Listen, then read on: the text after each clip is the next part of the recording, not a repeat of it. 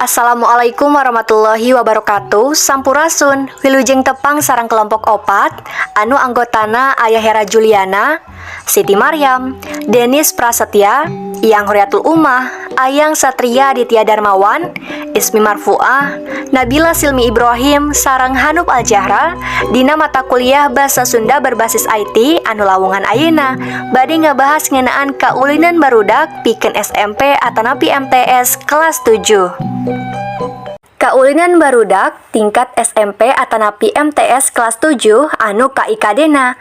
Kaina mengidentifikasi jenis, ragam atanapi varian, istilah, prosedur kaulinan barudak sesuai dengan fungsi sosial, struktur teks, dan unsur kebahasaan.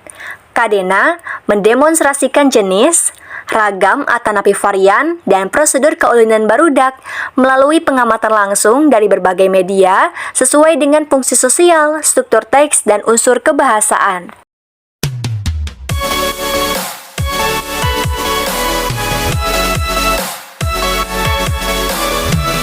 Wangunan kaulinan barudak. Kaulinan barudak nyaeta kagiatan anu mindeng dilakukeun ku barudak pikeun tujuan ngesian waktu kosong, reresepan atawa hiburan. Ajen atawa fungsi kaulinan barudak aya 3. Anu kahiji ajen hiburan atawa rekreatif, anu kadua ajen olahraga atawa sportif, anu katilu ajen atikan karakter atawa disiplin gotong royong mandiri jeung kerja keras. Rupa-rupa kaulinan barudak aya 3 iji nyaeta anu kahiji kaulinan barudak anu dipaenkeun sorangan, anu kadua kaulinan barudak anu dipaenkeun ku duaan, anu katilu aya kaulinan barudak anu dipaenkeun ku lobaan.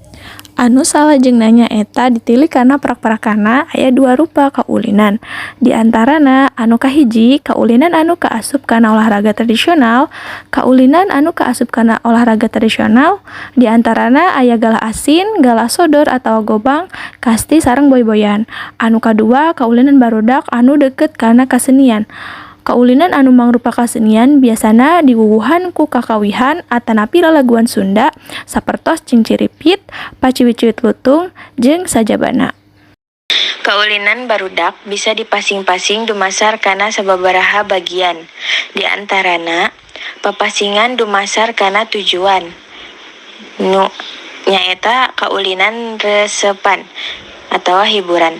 Pikeun karesepan atawa hiburan aya nu sok dibarengan kakawihan, contona aya oray-orayan. Nu kadua aya kaulinan olahraga.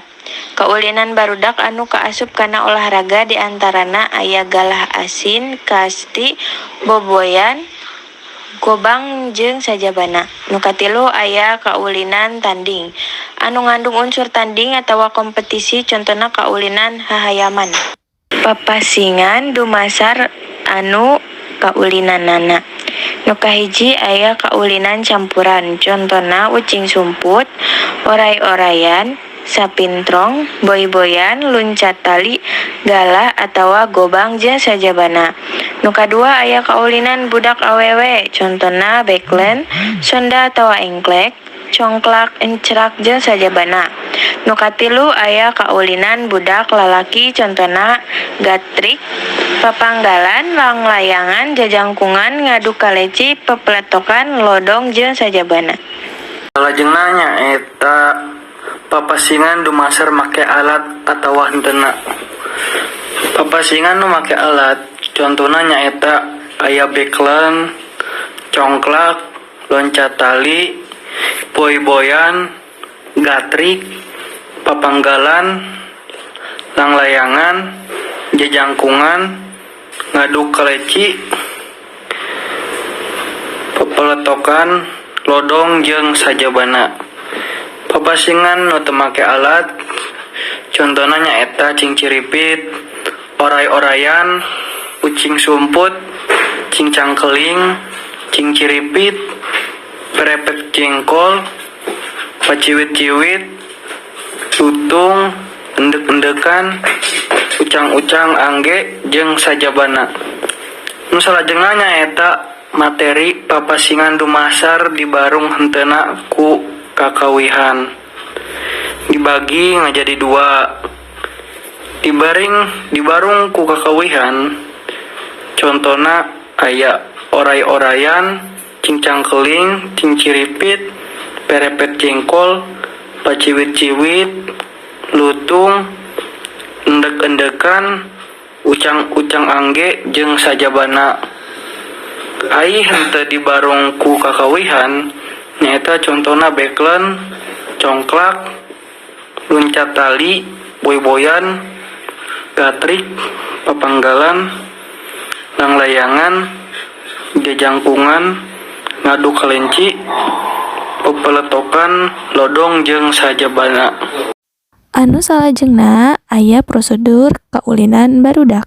Nurutkeun buku Hidayat RT dina tahun 2005, kaulinan oray-orayan teh nyaeta mangrupa kaulinan ti Java Kulon atanapi Jawa Barat.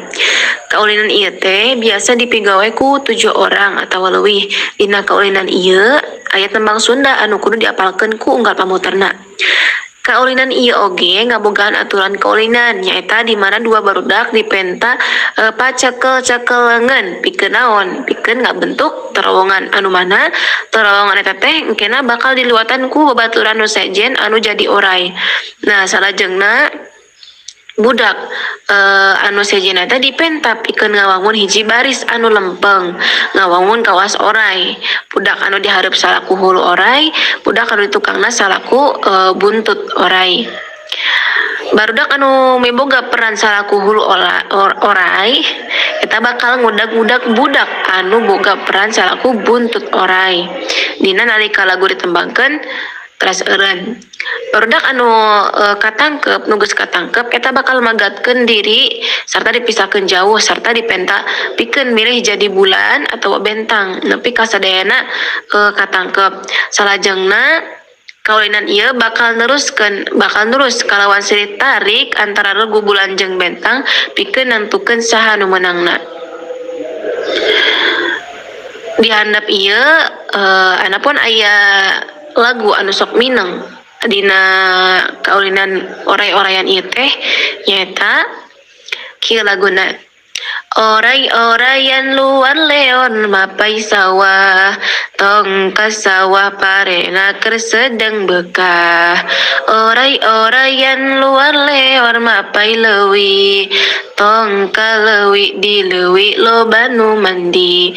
Saha nu mandi anu mandina panderi. Oray-orayan luar leon mapai kebon, tong ka kebon loba barudak keur ngangun. Hadein ditelem di leuwih loba nu mandi. Saha nu mandi anu mandina panderi. Kaulinan bekel. Dina cara mainna kudu aya kuwuk-kuwuk jeung bakal bekel jeung bal bekelna nu bahanna tina karet. Rata-rata dipaenkeun ku duaan nepi ka sababaraha urang. Kuwukna bisa 10, 12 atawa kumaha karepna. Rek 20 oge kaci. Ngan kudu bisa ngaranggem ku leungeun. Nu maraena andeprok dina tehel nu bersih nguriling jiga samodel lingkaran. Mimitina bal dialungkeun sakali ngacleng kana tehel. Tuluy kuwukna diaurkeun kana tehel. Mimiti nyokot kuwuk hiji-hiji. Bari dialungkeun balna ngacleng sakali tea. Lamun 2 kali atawa leuwih mah lasut. Contoh, make kuwuk 10 siki, kuwuk dicokot nepi ka 10 karau ku 2 leungeun. Tuluy diaurkeun deui kuwukna ditangkarak-tangkarakeun kabeh. Dicokot hiji-hiji nepi ka 10na. Geus kitu kuwuk ditangkub-tangkubkeun, prosesna sarua jika nu di luhur. Geus ditangkubkeun kabeh tuluy dibawaan deui. Bagian ka batur mah lamun pamaen kahiji lasut nya giliran maenkeunana. Minangka ujianana istilahna naspel. Saenggeus proses kahiji nepi ka proses ditangkubkeunana kuwuk nepi ka 10, naspelna teh kuwuk ditangkarak-tangkarakeun terus dirau kabeh. Geus kitu ditangkub-tangkubkeun dirau deui. Geus kabeh karau tuluy kuwuk nu 10 siki diranggem terus dialungkeun ka luhur bari ditampanan ku dampal leungeun nu ngalungkeun. Lamun dina dampa leungeun nyesa 2 atawa 3 atawa 4 kuwuk, tuluy disanggap deui engke ngamimitiana deui kudu ti 2, 3 atawa 4 nyokotana teh. Henteu mimiti ti hiji tapi langsung kitu oge nangkarak-nangkarakeun nyokotna 2, 3 atawa 4 kumaha nu kasanggap tea. Mun keur naspel lasut nya kudu balikan deui nepi ka alus banglus naspelna atawa nepi ka bisa ngaranggem kuuk tea. Lamun lasut atawa ngalakukeun kasalahan, pamain kudu diganti anu dianggap lasut teh nyaeta lamun bola anu dialungkeun teu katewak, kuuk anu dikeupel murag, gudir atawa kuuk katoel ku leungeun sabot keur maen. Kaulinan cingciripit. Kaulinan ieu dicook ku 3 atawa 4 barudak. Hiji budak muka dampa leungeunna, sedengkeun hiji budak deui nempatkeun ramo indeks dina dampa leungeun anak kahiji. Lajeng budak ngabuka lantaran pikeun nyanyi cingciripit tulang bajing kacapit, kacapit ku bulu pare seseukeutna. Jol padalang mawa wayang jrek nong, jrek nong. Dina kalima mawa wayang jrek nong, budakna ngeukepan dampa leungeunna. Leungeun batur nu katewak teh hansip gigireun. Parantos saderek nyimak sadaya materi salajengna aya evaluasi. Pek jawab evaluasi di handap ieu. Nu kahiji, pek tuliskeun kaulinan barudak anu aya di lembur masing-masing. Anu kadua, pek tuliskeun kakawihan anu biasa dipake dina kaulinan oray-orayan. Anu katilu, pek tuliskeun naon wae anu kaasup kana kaulinan barudak tradisional. Anu kaopat, pek tuliskeun naon wae kaulinan barudak anu dibarungan ku kakawihan. Anu terakhir, pek praktekkeun salah sahiji kaulinan barudak tuluy jieun videona.